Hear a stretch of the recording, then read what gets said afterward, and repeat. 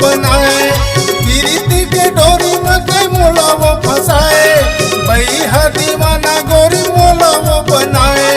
दिन भर तोला मैं सोचत रही थो, दिन भर तोला मैं गुनत रही थो। हाय रे दीवानी मैं तरसत रही थो, हाय रे दीवानी मैं तड़पत रही थो। हाय रे दीवाना मैं तरसत रही थो, हाय रे दीवाना मैं गुनत रही थो।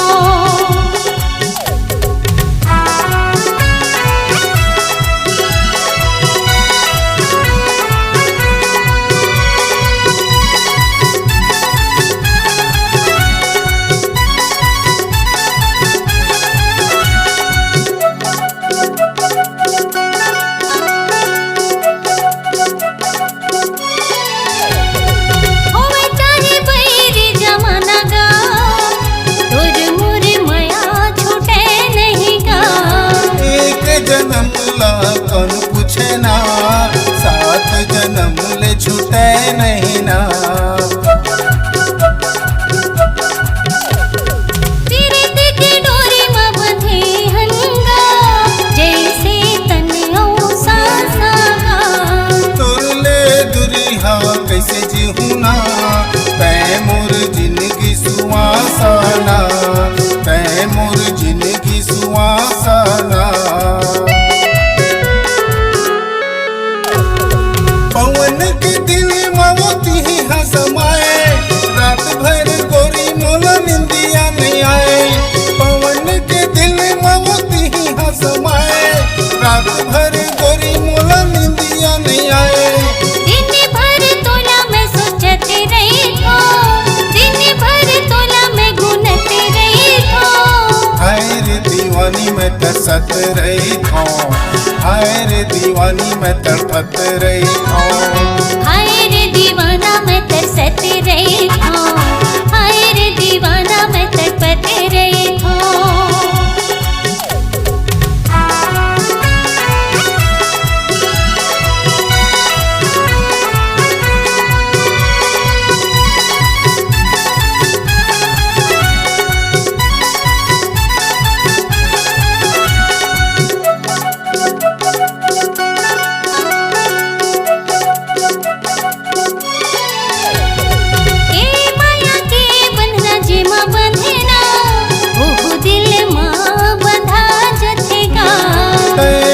जानू तोर जान आओ ना, एक जान दोनों बन जाबो ना। बिन भावर के अधूरा हवे ना, हमर माया के कहानी होगा। हर धड़कन तोर नाव करे हो, तै अस मोर जिनगानी ना, तै मोर अस जिनगानी ना। पवन के दिल मावती ही समाए, रात भर गोरी मोला निंदिया नहीं आए। पवन के दिल मावती ही समाए, रात भर गोरी मोला निंदिया नहीं आवे। दिन भर तोला मैं गुनत रही थो, दिन भर तोला मैं सोचत रही थो। हाय रे दीवानी तड़पत रही थो, हाय रे दीवानी मैं तरसत रही थो। हाय रे दीवाना मैं तरसत रही थो, हाय रे दीवाना मैं तड़पत रही थो। प्रीति के डोरी मत मोला वो फसाए, बैहा दीवाना गोरी मोला वो बनाए।